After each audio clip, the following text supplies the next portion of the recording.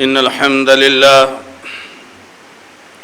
نحمده ونستعينه ونستغفره ونعوذ بالله من شرور أنفسنا ومن سيئات أعمالنا من يهده الله فلا مضل له ومن يضلل فلا هادي له وأشهد أن لا إله إلا الله وحده لا شريك له وأشهد أن محمدًا عبده ورسوله صلى الله تعالى عليه وآله وسلم. أعوذ بالله السميع العليم من الشيطان الرجيم من همزه ونفخه ونفثه. بسم الله الرحمن الرحيم. يا أيها الذين آمنوا اتقوا الله حق تقاته ولا تموتن إلا وأنتم مسلمون. يا أيها الناس اتقوا ربكم الذي خلقكم من نفس واحدة وخلق منها زوجها وبث منهما رجالا كثيرا ونساء واتقوا الله الذي تساءلون به والأرحام إن الله كان عليكم رقيبا. يا أيها الذين آمنوا اتقوا الله وقولوا قولا سديدا يصلح لكم أعمالكم ويغفر لكم ذنوبكم ومن يطع الله ورسوله فقد فاز فوزا عظيما. أما بعد فإن خير الحديث كتاب الله وخير الهدي هدي محمد صلى الله تعالى عليه وآله وسلم وشر الأمور محدثاتها وكل محدثة بدعة وكل بدعة ضلالة وكل ضلالة في النار. أعوذ بالله من الشيطان الرجيم. بسم الله الرحمن الرحيم. قاف القرآن المجيد بل عجبوا أن جاءهم منذر منهم فقال الكافرون هذا شيء عجيب أإذا متنا وكنا ترابا ذلك رجع بعيد. وقال الله جل شأنه في موضع آخر وما جعل عليكم في الدين من حرج. وقال النبي عليه الصلاة والسلام إن الدين يسر ولن يشاد الدين أحد إلا غلبه أو كما قال عليه الصلاة والسلام. محترم اور معزز دینی اور ملی بھائیوں، بزرگوں، نوجوان دوستوں، اللہ رب العزت کے فضل و کرم سے گزشتہ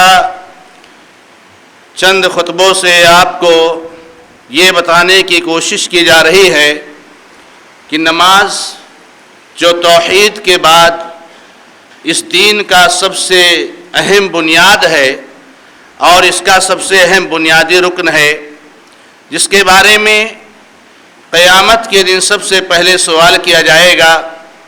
نماز کی پابندی کرنے والوں کے لیے بہت سارے انعامات اور اکرامات اور بہت سارے فضائل اور فوائد کا اعلان کیا گیا ہے، اور اس سے غفلت برتنے والوں کے لیے بہت ہی سخت اور بہت ہی مذمتی بیان اور اقوال اور فرمودات قرآن اور حدیث میں وارد ہیں.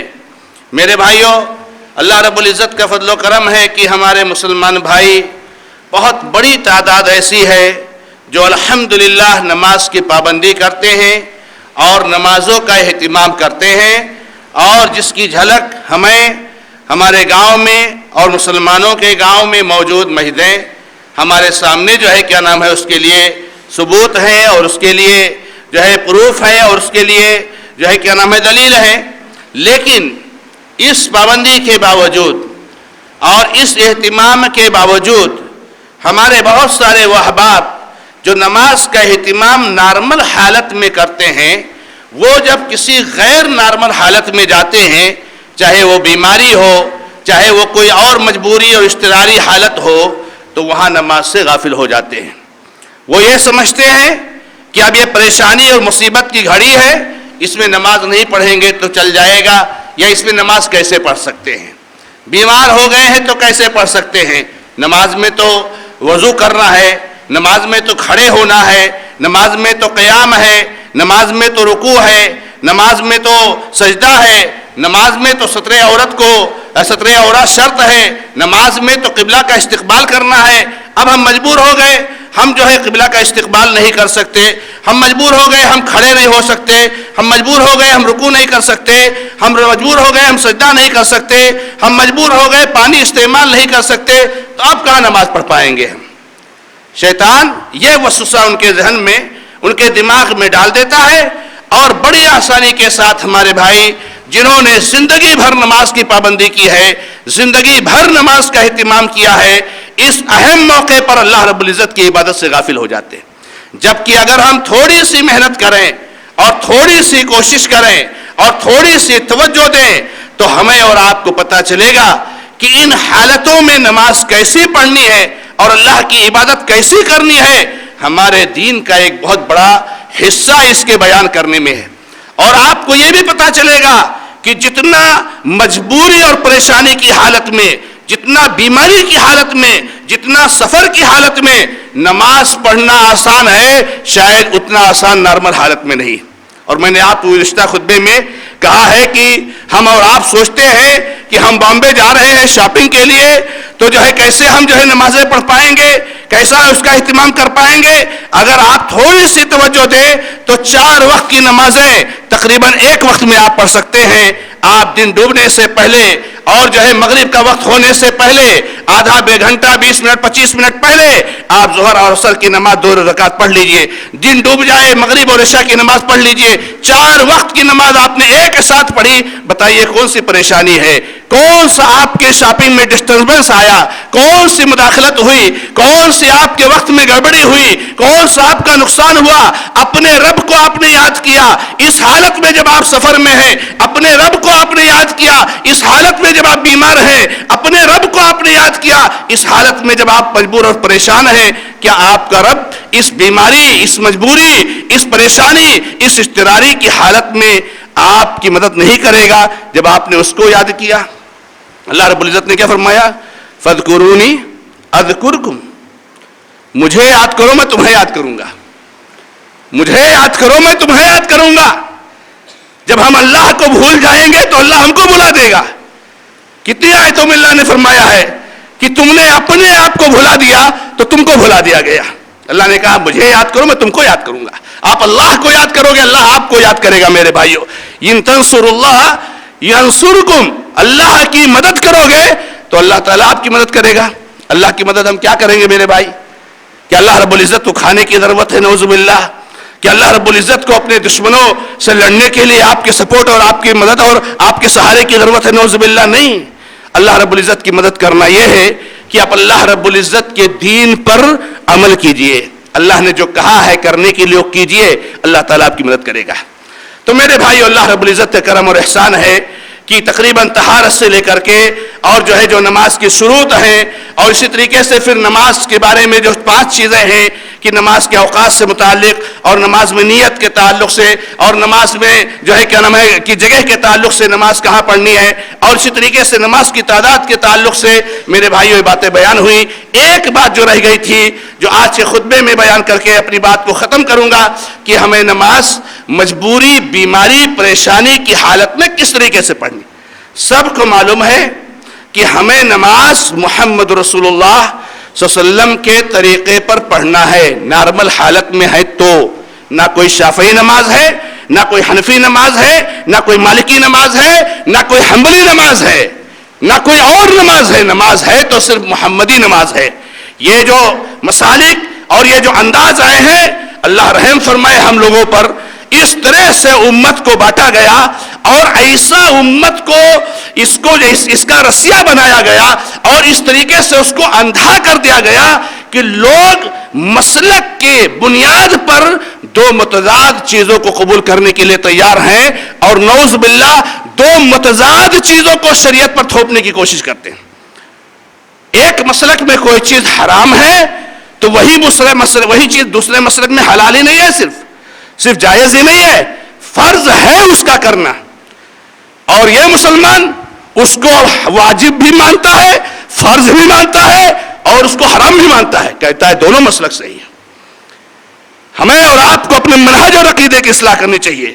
مسلک حنفی میں سورہ فاتحہ کا پڑھنا حرام ہے امام کے پیچھے، تو مسلک شافعی میں سورہ فاتحہ کا پڑھنا فرض اور واجب اور لازم اور رکن ہے. کیا دو متضاد چیزیں نہیں ہیں؟ کیا دو متضاد چیزیں نہیں ہیں؟ ایک مسلک کہتا ہے حرام ہے، اور باقاعدہ ان کی کتابوں میں تو یہاں تک کہ بددعائیں لکھی گئی ہیں کہ اللہ ان لوگوں کے منہ میں آگ بھر دے، انگارہ بھر دے جو امام کے پیچھے سورہ فاتحہ پڑھا کرتے ہیں. ایسی ان کی کتابوں میں باتیں لکھی گئی ہیں.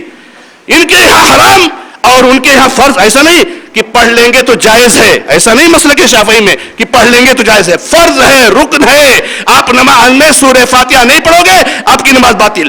اے دنیا کے لوگوں، اے مسلمانوں، عقل تو تمہارے پاس ہے، کچھ تو فیصلہ کرو کہ یہ چیز حرام والی صحیح ہے یا چیز فرض والی صحیح ہے. جب فرض والی صحیح ہوگی یا حرام والی صحیح ہوگی تو مسلک دونوں کیسے صحیح ہو گئے؟ بہرحال ہمیں اس کے اوپر نہیں جانا ہے. مجھے آپ کو یہ بتانا ہے کہ آپ جب بیمار ہوں، مجبوری میں ہوں، اضطراری حالت میں ہوں تو آپ کو نماز کیسی پڑھنی ہے. تو مختصر سی بات کہہ دوں کہ آپ اگر بیمار ہیں، مجبوری کی حالت میں ہیں، اضطراری کی حالت میں ہیں تو آپ کو نماز اس طرح سے پڑھنی ہے جس طرح آپ پڑھ سکتے ہیں، جس طرح آپ پڑھ سکتے ہیں. لیکن یاد رکھنا یہ لفظ لوگوں کو بہت آسان لگتا ہے اور اس کی وجہ سے کتنے لوگ برباد ہو جاتے ہیں. جس طرح سے آپ پڑھ سکتے ہیں. اور میں نے اس سے پہلے بھی کہا ہے میرے بھائیوں کہ یہ دین آسان ہے، مگر یہ دین آپ کی خواہش کے مطابق جو آپ کو آسان محسوس ہوتی ہے وہ آسان نہیں ہے.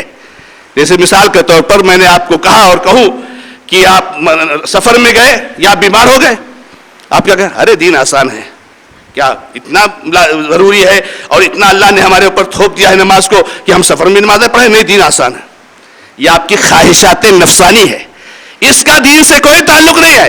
دین آسان ہے. اور کیا آسان ہے؟ کہ آپ کو نماز سفر میں بھی پڑھنی ہے شریعت کی ہدایت کے مطابق. یہی آسان ہے دین. آپ کو پڑھنی ہے نماز، نہیں چھوڑ سکتے ہو آپ نماز. جب تک آپ کی روح چل رہی ہے، جب تک آپ کی سانس چل رہی ہے، تب تک آپ کو نماز پڑھنی ہے. اب اگر آپ اس کو مشکل سمجھتے ہو تو کہہ لو کہ ہمارا دین مشکل ہے. لیکن یہ آسانی ہے، یہ مشکل نہیں ہے، یہ سہولت ہے میرے بھائیوں. اب نماز ہی آپ چھوڑ دو. آپ بیمار ہو گئے، ارے مولانا بہت طبیعت خراب ہے، بہت پریشان ہے، نماز کی باتیں نہ کرو ان کے سامنے. اب کیا اس حالت میں بھی نماز معاف نہیں ہے؟ عقل ٹھکانے ہے تو نماز معاف نہیں ہے. ہاں، عقل چلی گئی، ہوش نہیں ہے، حواس نہیں ہے، انسان جو ہے کیا نام ہے نہیں سمجھ پا رہا ہے تو نماز معاف ہے. رفع القلم عن ثلاثہ عن الصبی حتی یحتلم وعن المجنون حتی یعقل. 3 لوگوں سے قلم اٹھا لیا گیا ہے، ان کا کوئی گناہ نہیں لکھا جاتا ہے. ان میں سے ایک بچہ ہے جب تک بالغ نہ ہو جائے، اور دوسرا پاگل ہے جس کا ہوش ٹھکانے نہ ہو، سمجھ نہ ہو، شعور نہ ہو، جب تک کہ اس کو سمجھ نہ آ جائے. کوئی پاگل ہو گیا. بہت سارے بھائی اللہ ہم سب کی حفاظت فرمائے اور بیماروں کو شفا عطا فرمائے. بیمار ہو جاتے ہیں کہ ان کی عقل غائب ہو جاتی ہے، سمجھ نہیں پاتے، ان کے لیے نماز معاف ہے.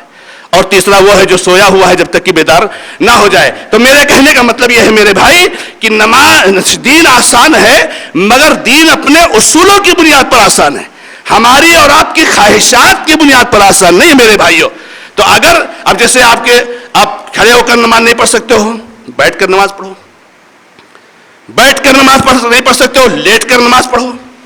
اب کوئی اگر بیٹھ کر نماز پڑھ سکتا ہے اور لیٹ کر نماز پڑھتا ہے تو اس کی نماز باطل نہیں پڑھ سکتا ہے. بیٹھ کر نماز پڑھ سکتا ہے تو وہ لیٹ کر نماز نہیں پڑھ سکتا ہے.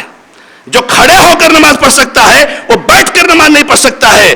تب جب آپ کو کسی چیز کے کرنے کی طاقت نہ ہو تو جیسی طاقت ہو اس طرح سے اللہ رب العزت کی بات کرو. اللہ رب العزت نے فرمایا فاتقوا اللہ ما استطعتم. جیسی تم کو طاقت ہو، جیسی تمہاری حیثیت ہو، اس طرح سے تم اللہ رب العزت کی عبادت کرو. تب آپ جیسی طاقت ہو ہم کو ویسی عبادت کرنی ہے.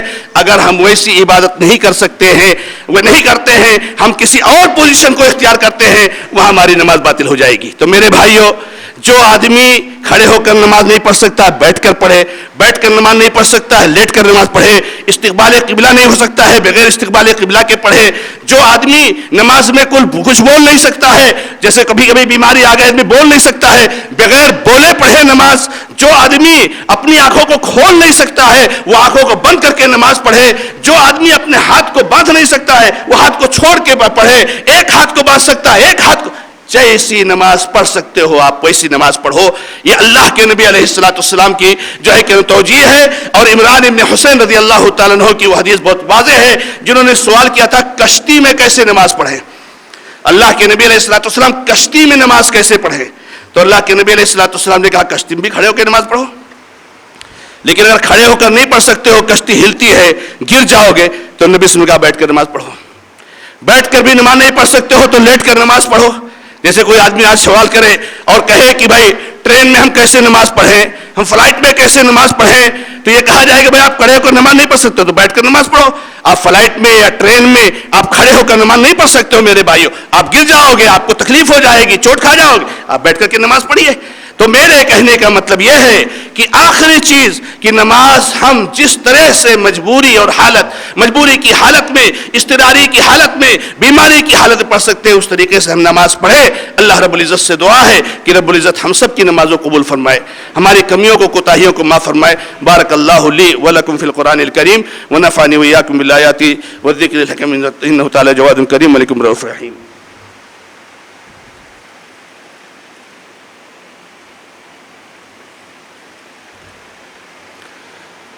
الحمد للہ رب العالمین واشہد ان لا الہ الا اللہ وحدہ لا شریک لہ واشہد ان محمدا عبدہ ورسولہ صلی اللہ تعالی علیہ وآلہ وسلم۔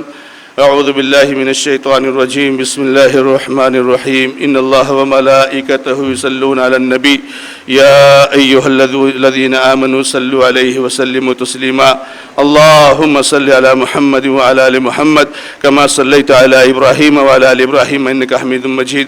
اللہم بارک علی محمد وعلی آل محمد کما بارکت علی ابراہیم وعلی آل ابراہیم انک حمید مجید۔ ربنا ظلمنا انفسنا وإن لم تغفر لنا وترحمنا لنكونن من الخاسرين۔ ربنا آتنا في الدنيا حسنة وفي الآخرة حسنة وقنا عذاب النار۔ ربنا لا تزغ قلوبنا بعد إذ هديتنا وهب لنا من لدنك رحمة إنك أنت الوهاب۔